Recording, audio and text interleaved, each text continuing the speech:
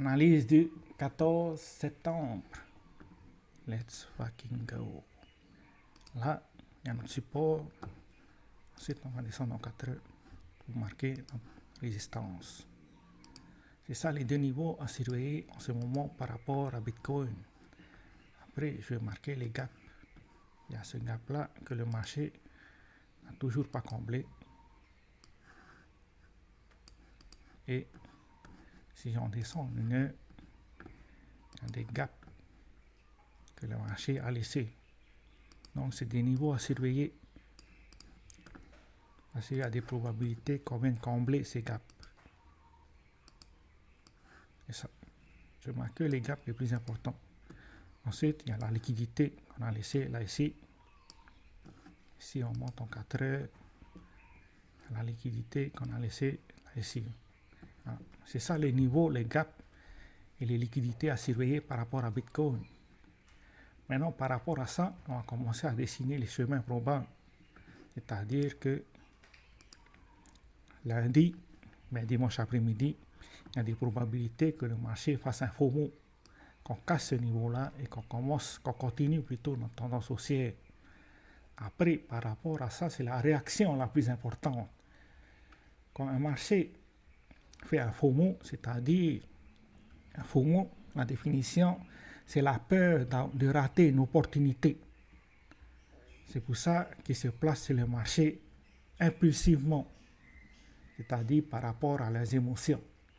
Ils ont raté l'opportunité, ils ont peur de rater l'opportunité et ils se placent impulsivement au lieu d'être proactifs. C'est la leçon d'ailleurs qu'on a eue cette semaine. Voilà. Après, par rapport à ça, le plus important, c'est la réaction. Parce qu'il y a des probabilités que la réaction soit en face une consolidation de côté. Puis on continue notre tendance haussière.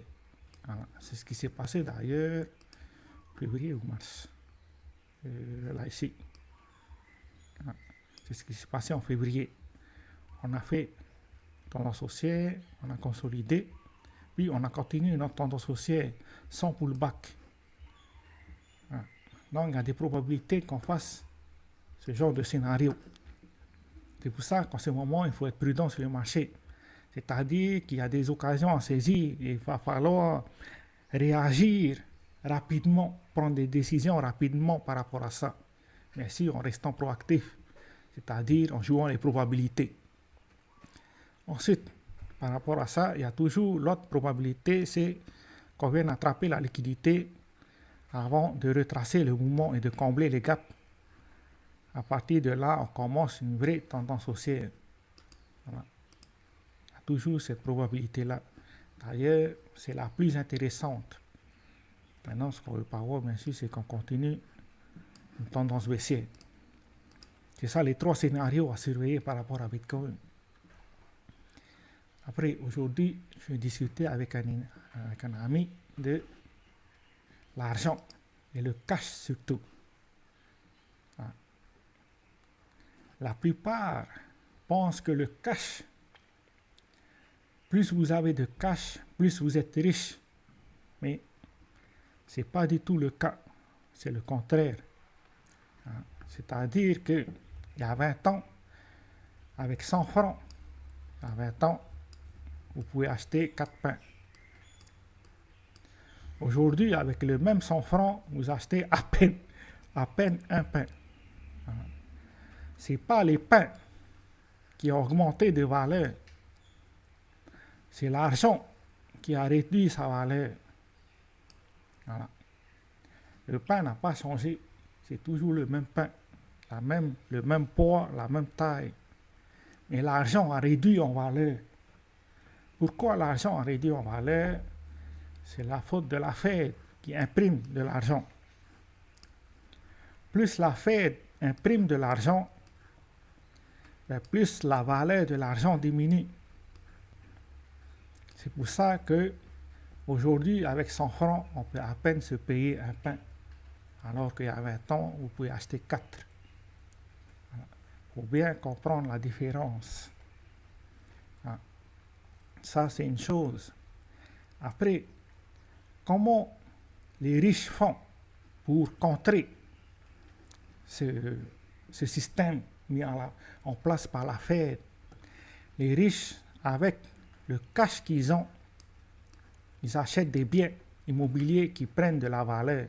Immobilier ou bien des actions en bourse ou bien des cryptos.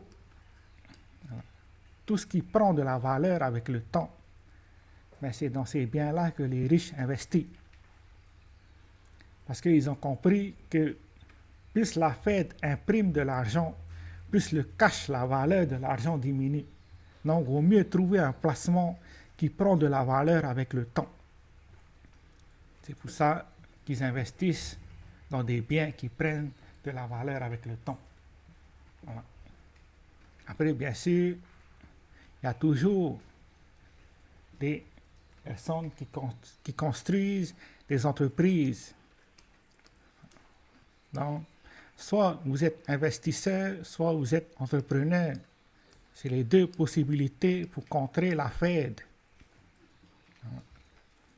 Maintenant, par rapport à ça, les riches ne s'arrêtent pas là.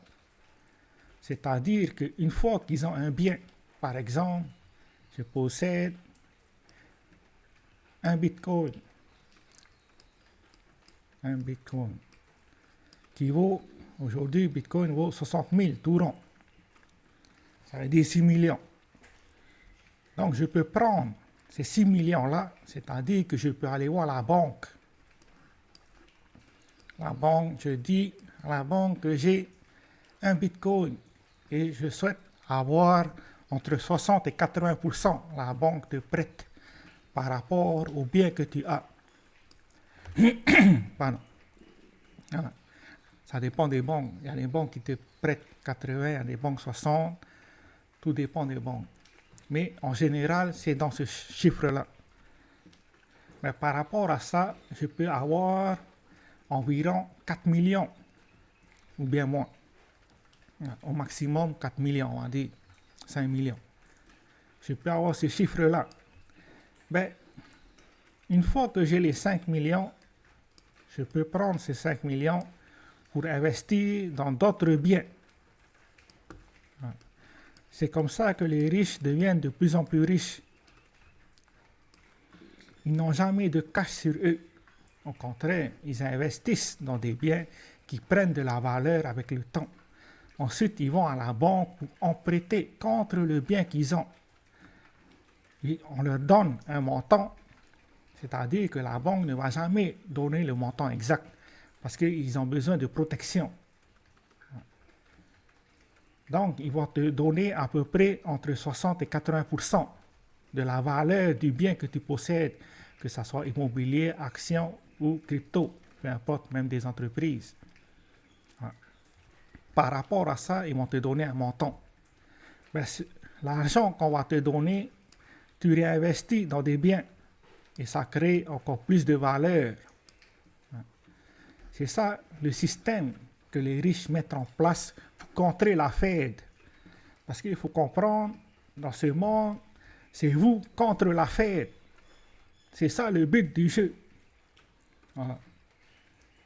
Si vous ne comprenez pas ce que la Fed est, ben, vous allez avoir beaucoup plus de cash sur vous, sans même faire attention que, en réalité, le cash n'a pas de valeur.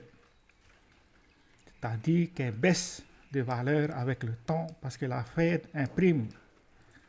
Votre ennemi général, c'est la Fed. Voilà. Tant que vous ne comprenez pas que la Fed, c'est votre ennemi, mais vous allez passer votre temps à posséder du cash. C'est pour ça qu'il ne faut jamais avoir de cash sur vous. Moi, je n'ai pas de cash. J'investis tout. J'ai des biens immobiliers, j'ai des actions en bourse, j'ai des cryptos, mais je n'ai pas de cash. Parce que je suis contre la Fed. Voilà, c'est tout. C'est aussi simple que ça. C'est tout ce qu'on a pour aujourd'hui. Ciao, ciao.